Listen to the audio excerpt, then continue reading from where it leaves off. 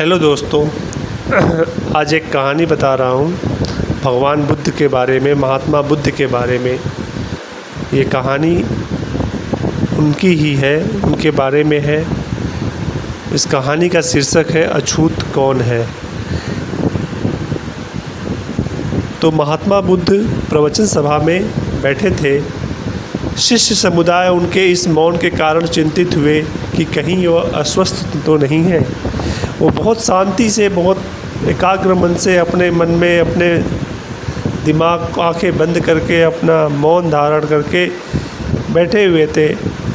थोड़ी देर के बाद एक शिष्य ने उनसे पूछ ही लिया, महात्मा आप इस तरह आज मौन क्यों है? वे नहीं बोले। तो दूसरे शिष्य ने पूछा, गुरुदेव आप स्वस्थ तो हैं? बुद्ध फिर भी मौन बैठे रहे। बुद्ध ने कोई भी आवाज़ नहीं बोली, कुछ नहीं बोला बुद्ध ने। इतने में बाहर से एक व्यक्ति ने ज़ोर से पूछा, आज आपने मुझे धर्म सभा में आने की अनुमति क्यों नहीं दी? बुद्ध ने फिर भी कोई उत्तर नहीं दिया, आंखें बंद करके ध्यान मग्न हो गए। वह बाहर खड़ा व्यक्ति ज़ोर ज़ोर से बोला, मुझे धर्म सभा में क्यों नहीं आने दिया जा? वो बाहर खड़ा होकर चिल्ला के ज़ोर से बोल रहा था। बुद्ध अपनी आंखें बंद करके ध्यान मग्न थे।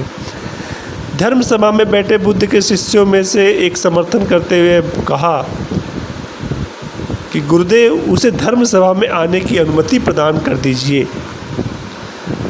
महात्मा बुद्ध थोड़ी देर बाद आंखें खोले और बोले, नहीं, उसे अनुमति नहीं दी जा सकती क्योंकि वह अछूत है।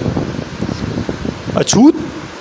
अछूत मगर क्यों? सारे शिष्य सुनकर आश्चर्य में पड़ गए कि गुरुवर ये छुआछूत कब से आने लग गए। सारे शिष्य ये सोचने गए कि गुरुवर कब से छुआछूत को मानने लगे। महात्मा बुद्ध ने शिष्य समुदाय के मन के भाव को ताड़ते हुए कहा, हाँ वह अछूत है। वह आज अपनी पत्नी से लड़कर आया है। क्रोध से जीवन की शांति भंग होती है।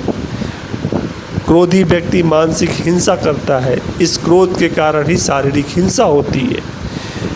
क्रोध करने वाला हर एक व्यक्ति अछूत होता है क्योंकि उसकी विचार तरंगे दूसरों को भी प्रभावित करती है। उसे आज धर्म सभा से बाहर ही रहना चाहिए। उसे वहाँ खड़े रहकर पश्चाताप की अग्नि में तपकर शुद्ध होना चाहिए। ये बातें सुनकर शिष्यगण सन्न रह गए और वो समझ गए कि अछूत कौन है। उस व्यक्ति को भी बहुत पश्चाताप हुआ।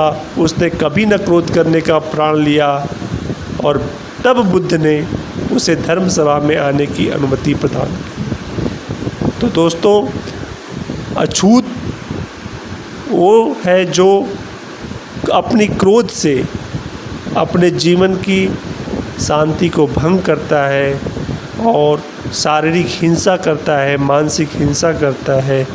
बुद्ध ने उसको अछूत कहा। धन्यवाद दोस्तों। आपको हमारी स्टोरी कैसी लगी कृपया कमेंट करके ज़रूर बताइएगा।